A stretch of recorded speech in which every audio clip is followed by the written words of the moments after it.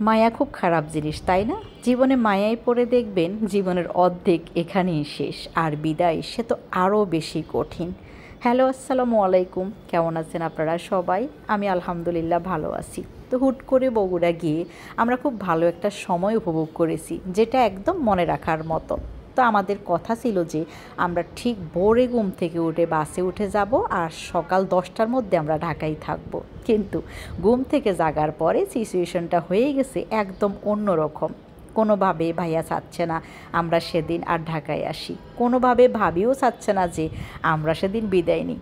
আমরা ওদেরকে কোনো উত্তর দিতে পারছি না, আমাদেরও তো মন চাইছে না, কিন্তু কিছুই তো করার নেই, যাইতে তো হবেই।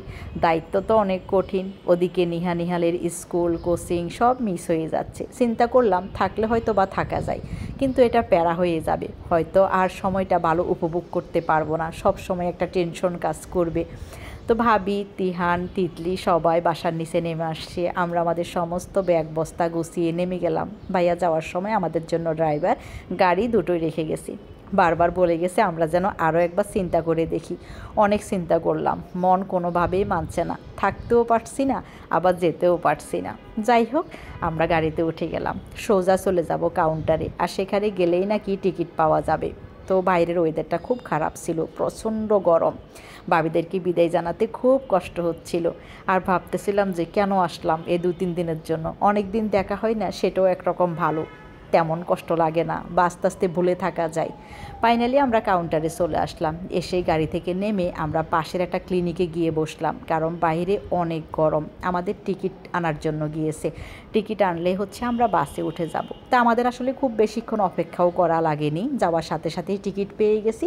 আর টিকিট হাতে নিতে না নিতেই আমাদের বাস চলে আসছে। তা আমরা এবার টিকিট কেটেছি মানিক এক্সপ্রেসের। তো এখানকার 4টা ভালো সিট আমাদের জন্য রাখা হয়েছে। তো আমরা যেহেতু 4জন, নিহাল আমাদের পাশাপাশিই বসবে, আমি আর পপি পাশাপাশি বসবো। তো আমরা ঠিক ওইভাবেই টিকিটটা নিয়ে নিয়েছি, আমাদের ব্যাগগুলা বাসে দিয়ে দেওয়া হচ্ছে। যাই হোক, এই বিদায় আমাদেরকে আসলেই অনেক বেশি কষ্ট দিয়েছে। আমরা খুব সুন্দর মুহূর্ত এনজয় করেছি, কিন্তু বিদায়ের টাইমে আমাদের কাছে মনে হয়নি যে আমরা এতদিন ছিলাম, বা আমরা ওদের কাছেই ছিলাম, ওদের সাথে সময় কাটিয়েছি। শুধু বারবার মনে হচ্ছে কেন আসলাম, কেনই বা চলে যাচ্ছি।